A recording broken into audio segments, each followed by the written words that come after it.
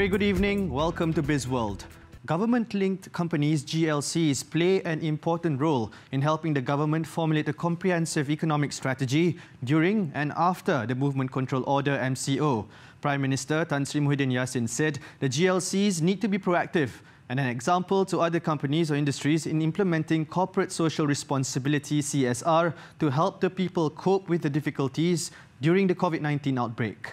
Tan Sri Muhyiddin had a video conference call earlier today with 6 leading government-linked companies, GLCs, to discuss matters related to the country's economy. They are Employees Provident Fund (EPF) Chief Executive Officer Tunku Ali Zakri Raja Alias, Permodalan Nasional Berhad CEO Jalil Rashid, Khazanah Nasional Berhad Managing Director Datuk Syahrul Rizwan, Retirement Fund Incorporated CEO Syed Hamadah Syed Othman, Lembaga Tabung Angkatan Tentera CEO Nik Amlizan Muhammad and Lembaga Tabung Haji CEO Datuk Nik Muhashidin.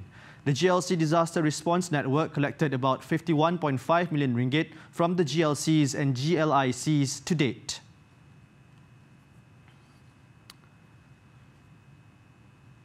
The government has set up a special cabinet committee to develop strategic measures to safeguard Malaysia's economy and labour market affected by COVID-19. The committee will strike a balance between the nation's economic priorities and effective enforcement of the MCO. Its other key focus areas include measures to sustain Malaysia's economic engines, particularly the small and medium enterprises (SMEs) during the MCO, and ensure effective mitigation efforts in addressing displacement of labour force among Malaysians. The committee's inception also reflects the government's quick response to address issues highlighted by the Rakyat and the Malaysian business community. The committee will be co-chaired by Senior Minister and International Trade and Industry Minister Datuk Sri Muhammad Azmin Ali and Senior Minister and Defence Minister Datuk Sri Ismail Sabri Yaakob. Members of the committee would also comprise those involved in the nation's economy and security. The committee is scheduled to convene on Friday before holding its second meeting on Sunday. It will then report its recommendations to Prime Minister Tan Sri Muhyiddin Yassin during the Economic Action Council meeting on April 6th.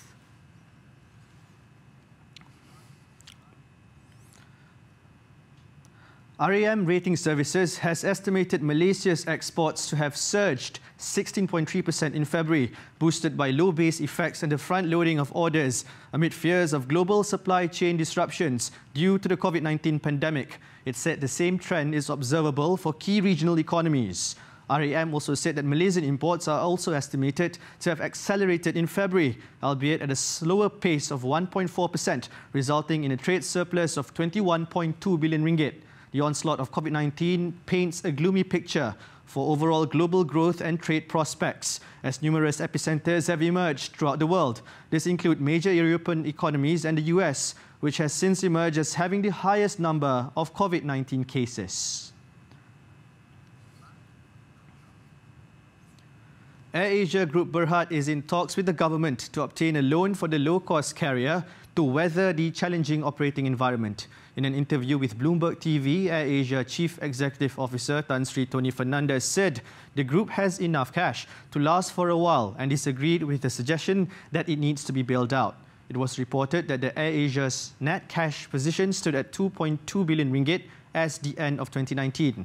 Tan Sri Fernandez also dismissed talks of a merger and acquisition opportunity being discussed, but did not rule out the possibility of one in the future.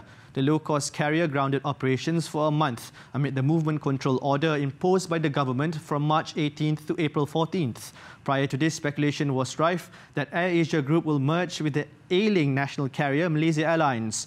Airlines worldwide are also struggling as sales plummet with travel restrictions imposed to curb the spread of the COVID-19 outbreak.